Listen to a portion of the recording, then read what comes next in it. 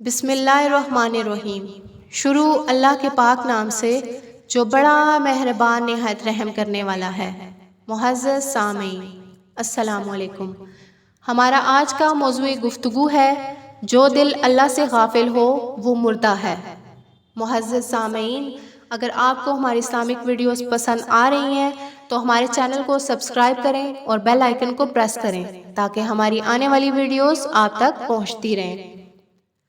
ایک مرتبہ ایک شخص حضرت بایزید بسطامی رحمۃ اللہ علیہ سے ملاقات کے شوق میں اپنے وطن سے نکلا۔ سفر کرتے ہوئے راستے میں ایک جگہ درخت کے سائے میں آرام کرنے لیٹا تو دیکھا کہ دو چڑیاں آپس میں بات کر رہی ہیں۔ یہ شخص چڑیوں کی بولی جانتا تھا۔ ان میں سے ایک چڑیا دوسری چڑیا سے کہہ رہی تھی کہ معلوم ہے یہ جو آدمی درخت کے نیچے لیٹا ہوا ہے یہ کہاں جا رہا ہے؟ دوسری چڑیا نے کہا یہ بایزید بسطامی کے پاس جا رہا ہے۔ تو اس چڑیا نے کہا ان کا تو انتقال ہو گیا۔ یہ شخص یہ بات سن کر پریشان ہوا اور واپسی کا ارادہ کر لیا۔ پھر سوچا جب نکلا ہی ہوں تو جا کر زیارت کر لوں۔ پھر آگے سفر جاری رکھا اور بایزید بسطامی رحمۃ اللہ علیہ کے پاس پہنچا جو کہ بڑے اولیاء اللہ میں سے تھے۔ تو دیکھا وہ تو باحیات تھے۔